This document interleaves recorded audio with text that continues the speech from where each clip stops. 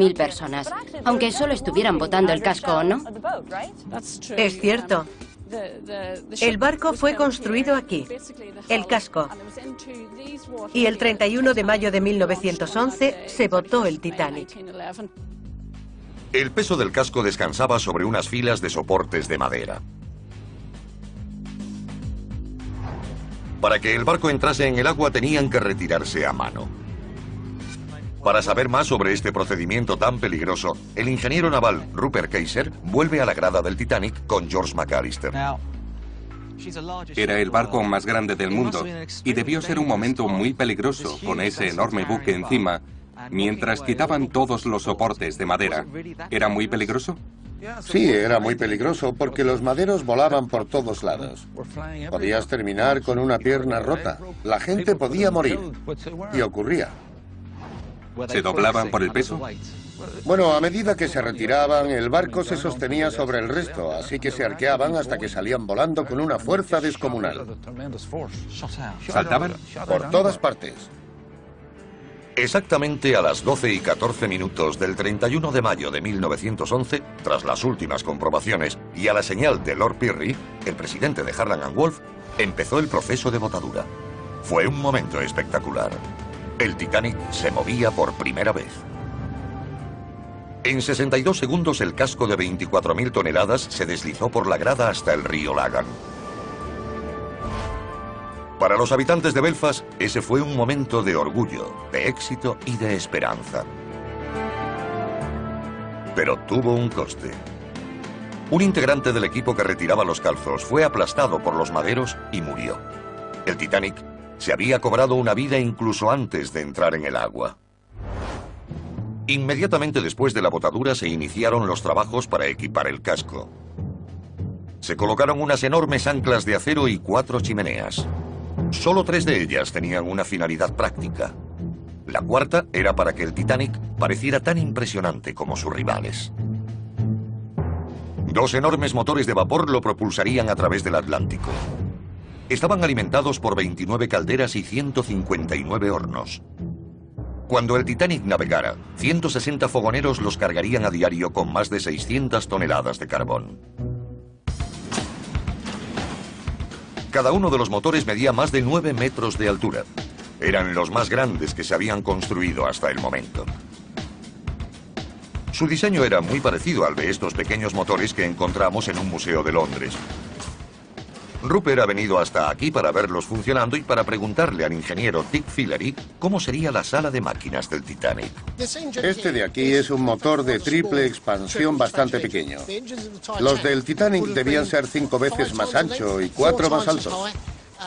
En lugar de un solo pasillo alrededor, tendrían 3 o 4 para llegar hasta la parte superior. Además, la sala de caldera sería muy oscura, no entraría mucha luz, y las máquinas se alzarían en la oscuridad, haciéndoles parecer aún más grandes. Naturalmente, el motor estaba en marcha, y todo el barco trepidaba con sus giros. A mucha gente le resultaría un lugar terrible. El diseño de los motores del Titanic era relativamente anticuado. Mientras la rival Cunard Line equipó sus barcos con turbinas, los constructores del Titanic confiaron en un diseño tradicional. ¿Por qué se usó un motor de estas características en el Titanic? Eran eficientes y consumían menos combustible que otros motores. Además, era una tecnología probada. Hacía años que se construían y la gente sabía montarlos de manera adecuada. Sabían hacerlos funcionar. Era un sistema fiable. Eso le interesaba a la compañía. No obstante, el Titanic disponía de un motor auxiliar de turbina propulsado por los gases de escape de los 2 principales. Este movía una hélice central de 4 palas. Es un poco extraño, porque en esa época los barcos tenían motores de pistones o de turbina. ¿Por qué la combinación? Podía ser por la eficiencia. Una de las cosas que hay que hacer en cuanto subes al barco es llevarte el combustible. Cuanto menos combustible, más pasajeros o carga podrás llevar en él.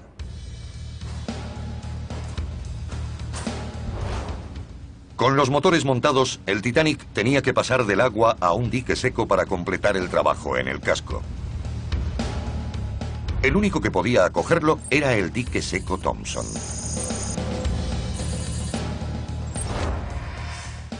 Rupert ha venido hasta aquí para hablar con John Beattie, historiador naval del Parque Científico de Belfast. Este es un lugar extraordinario, de un tamaño absolutamente colosal. Asombroso. Es maravilloso poder observarlo. Sí, de hecho el Titanic ocupaba todo el dique. Era el mayor dique seco de su época. Medía 260 metros de largo, como 3 campos de fútbol, y 36 metros de profundidad.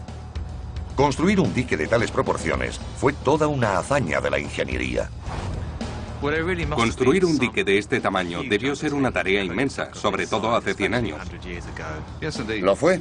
Desde un buen principio sabían que se enfrentaban a un gran reto. Y tenían que hacerlo en un suelo muy pobre. Había unos 15 metros de terreno inestable, sobre todo de barro. Además, el propio dique oculta, fuera de la vista, muchos materiales que se usaron en la construcción. Cantidades enormes de hormigón y ladrillos. Realmente fue una proeza de la ingeniería. Sí, fue una empresa constructiva de alto riesgo. El objetivo era terminar el dique seco en 3 años y medio, pero tardaron 7 años. Estuvo listo justo a tiempo para el Titanic. El 3 de febrero de 1912 se abrieron las compuertas y los remolcadores iniciaron la delicada maniobra para introducirlo en el dique Thompson. Cuando estuvo dentro, se cerró la compuerta y entraron en funcionamiento las bombas para extraer el agua. En el dique Thompson había 100 millones de litros de agua que tenían que bombearse para dejarlo seco. ¿100 millones? 100 millones. Estas bombas podían sacar toda esa agua en 1 hora y 40 minutos. Pero, en realidad, tuvieron que ser más cuidadosos al extraerla, porque tenían que permitir que el barco asentara sobre la quilla. En el caso del Titanic, el bombeo duró 12 horas. La operación fue complicada debido a las dimensiones extraordinarias del barco y a su enorme valor económico. Tuvieron mucho cuidado para que las 55.000 toneladas encajaran con precisión en los maderos, bajo la quilla. No querían arriesgarse a dañar el barco mientras lo asentaban y vaciaban el dique. Ahora podían llevarse a cabo las últimas fases de la construcción sin peligro. Colocar las enormes hélices de 3 palas. Instalar los más novedosos sistemas eléctricos del barco. Y por último, pintar el casco. En marzo de 1912 se culminó el trabajo estructural y de ingeniería. Ahora el reto era vestir el interior y transformar el Titanic en un palacio flotante. No iban a reparar en gastos para convertirlo en el transatlántico más lujoso jamás construido. Nuestros investigadores Rupert Kayser y Jennifer Regan se encuentran en Belfast tratando de construir un retrato del mundo que creó el Titanic. No iba a ser solamente el barco más grande de la historia. Sus constructores querían que fuera también el más lujoso. Lo que pretendo averiguar ahora es cómo se construyó el interior del barco. Harland & Wolff no reparó en gastos. Contrataron a miles de maestros artesanos para construir los interiores más lujosos en el Titanic. He intentado entrar en el mundo de estos maestros artesanos para entender cómo trabajaban. La historiadora Jennifer Regan se reúne con Ulla Riley en el ayuntamiento de Belfast. Este edificio abrió sus puertas en 1906, un año antes de que se encargara el Titanic.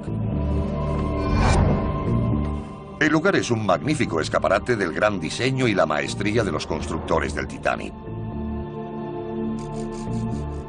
El panelado de madera, los fastuosos techos, el mobiliario y los accesorios eran los más selectos de la época. Muchos de los artesanos que intervinieron en el Titanic trabajaron aquí primero. Me han comentado que en la ciudad llaman al ayuntamiento el Titanic de piedra. ¿Por qué? Es verdad. Fue concebido en la misma época que el barco. Y Lord Pirrie, que había sido alcalde, se implicó mucho en su diseño y construcción. Dicen que tomó muchas ideas de aquí para el Titanic. Lo que más me gusta de esta sala son todos los detalles de la época porque se construyó 6 años antes que el Titanic. Así que es el mismo periodo en cuanto al diseño. Vemos distintos elementos en el techo, en las cornisas, en las columnas y las vidrieras son preciosas. Sí, desde luego. A principios del siglo XX, las cosas no se hacían de cualquier manera en Belfast. Todo era lo mejor, de la máxima calidad, como en el Titanic. La primera clase rivalizaba con cualquier gran hotel, y su elemento central era la gran escalera que conducía desde la cubierta de paseo hasta un enorme comedor.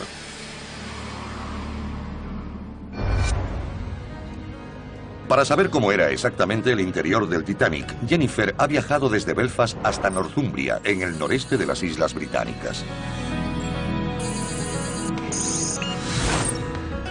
Aquí, en la antigua población de Annie, ha descubierto una copia exacta del comedor de primera clase del Titanic.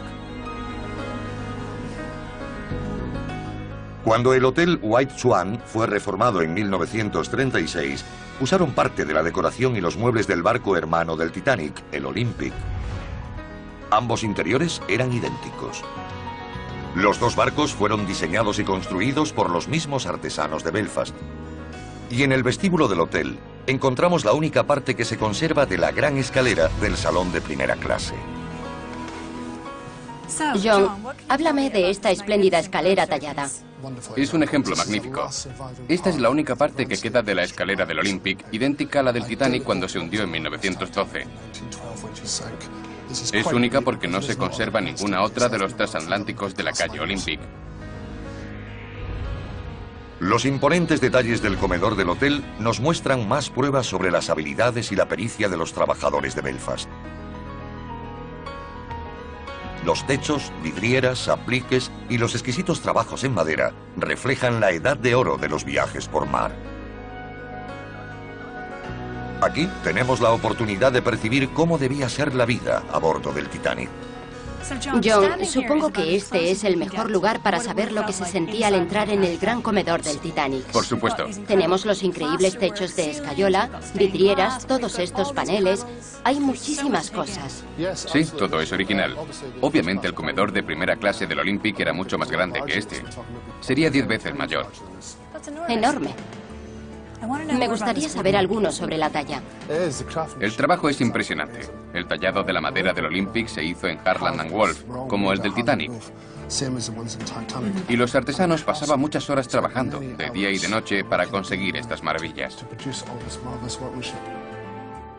Pirrie sabía que esta era la mejor manera de atraer a los clientes más adinerados. Viendo todo este trabajo, está claro que buscaban una clientela muy exigente. Sí, estos paneles son lo mejor que había entre 1911 y 1912. Y no olvidan ningún detalle. ¿Este aplique es de bronce? Son los originales del barco y están hechos de bronce. Había cientos a bordo. Y lo último, eran eléctricos, ¿no? Sí, eléctricos. Preciosos. Todos los detalles del salón daban una pista sobre su función. Hay algo que es importante destacar. Aquí hay unas notas musicales y algunos símbolos en un papel. Todo tallado en la madera. ¿Es una partitura? Sí, y está tallada por los artesanos de Harland & Wolff. Impresionante. Toda la sala presenta motivos musicales. Tenemos guitarras. Así que se usaba para el entretenimiento. También. Todos son símbolos de entretenimiento y diversión. Sí, claro. Este salón, además de servir como comedor de primera clase, era el salón de baile y música. Para mí es una muestra del nivel de detalle con el que trabajaban en este lugar. Es impresionante cuando piensas en la cantidad de gente que tuvo que trabajar para conseguir estos detalles. John White tiene una colección única de recuerdos y objetos del Olympic y del Titanic. De nuevo, estas piezas nos revelan el alto nivel de pericia y dedicación de los trabajadores. Cuando veo la cantidad de detalles que hay en el interior de barcos como el Titanic, pienso en el enorme número de trabajadores que participaron en su realización. La artesanía, los trabajos en metal, el cristal, la porcelana, los tiradores de las puertas, y eso me muestra cuán importante era el Titanic para Belfast y cómo ayudó al desarrollo de la ciudad ese hervidero de maestros artesanos.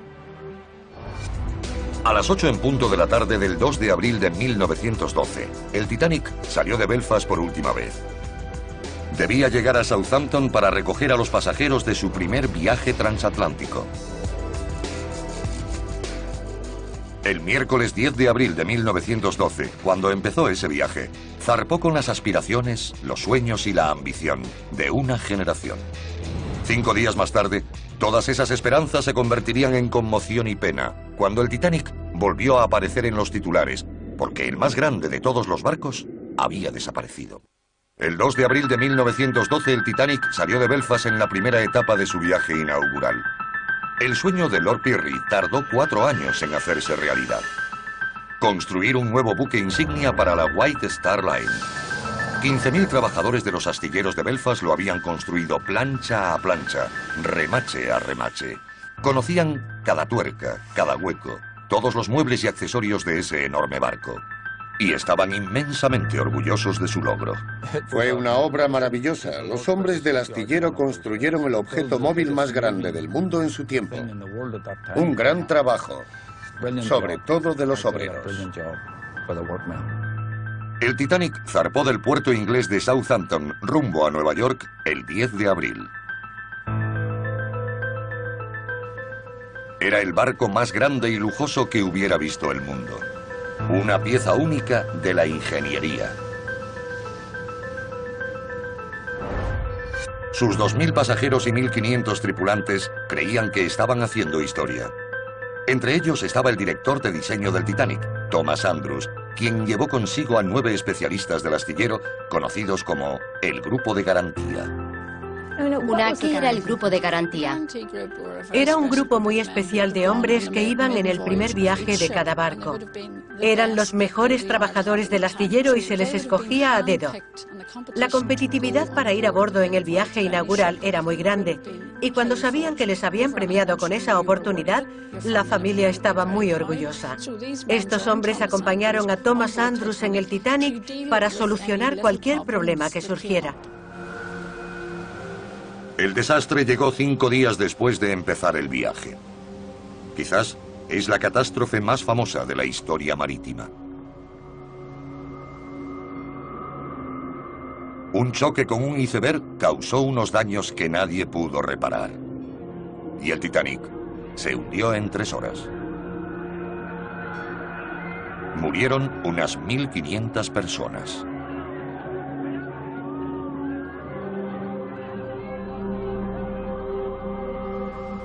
Cuando la noticia de la tragedia cruzó el Atlántico, la ciudad de Belfast quedó conmocionada. Miles de personas habían trabajado en el proyecto durante años. Se había volcado en él un empeño increíble, así que los habitantes de Belfast, y sobre todo la gente que había trabajado en el barco, debió quedar desolada cuando el barco se fue a pique. Así es, era terrible e increíble. Se cuenta que hubo trabajadores de los astilleros que se derrumbaron llorando porque el barco que habían despedido hacía pocos días se había hundido y había muerto toda esa gente. De hecho, fue un asunto del que no se volvió a hablar en Belfast durante muchos años. El director de diseño del Titanic, Thomas Andrews, y los 9 hombres del Grupo de Garantía estaban entre los fallecidos. El astillero solo cerró un día de luto. Pero el impacto que causó en él fue permanente.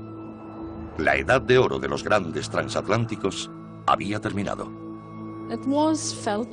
Belfast lo sintió mucho, muchísimo. De hecho, todas las instalaciones de las que hemos estado hablando, el gran pórtico, la grada, el dique seco, no se volvieron a utilizar para el fin con el que fueron construidos. Para Harland and Wolff, el hundimiento del Titanic fue el principio del declive.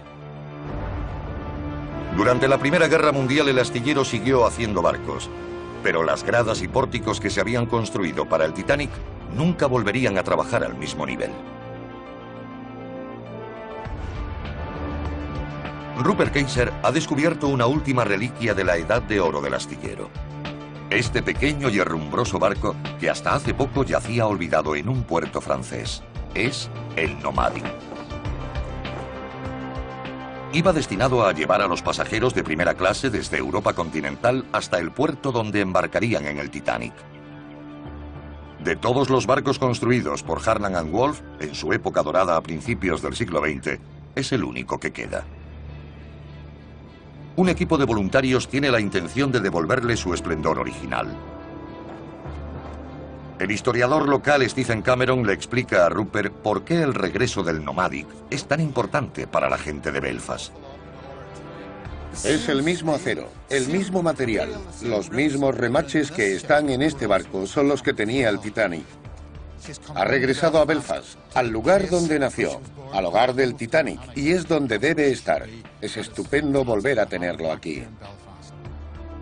El Nomadic es el único vínculo existente con el Titanic y la gran era de la construcción naval de Belfast. Nunca se había intentado nada a la escala del Titanic. Fue el mayor proyecto de ingeniería de la época. Me impresiona la cantidad de habilidades requeridas para construir un barco de esas características. Las partes necesarias para crear el Titanic van desde las más pequeñas, como los remaches, hasta las más grandes, como las cuadernas, que medían entre 25 y 27 metros de longitud. Las planchas eran de más de 9 metros. Todo fue ensamblado a mano para crear el barco más lujoso del mundo. Lo que he aprendido en este viaje para redescubrir el mundo perdido del Titanic es que White Star Line no solo construyó el mejor transatlántico del mundo, además hemos descubierto la infraestructura que aportó a la ciudad de Belfast en plena ebullición. Además de un enorme astillero, originaron toda una comunidad en torno a él. Miles de personas, maestros artesanos y obreros de todo tipo acudieron a esta ciudad para construir ese espléndido barco. Aunque terminó en tragedia, la historia del Titanic lo es también de maestría, entrega y un logro extraordinario.